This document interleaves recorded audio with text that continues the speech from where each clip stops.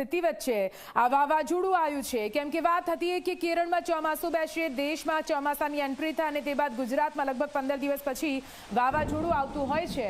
અને એ માફ કરશો ચોમાસું બેસતું હોય છે, પણ હાલ તો 13મી જૂન પછી ભારે વરસાદની આગાહી ગુજરાતભરમાં કરવામાં આવી છે। હવે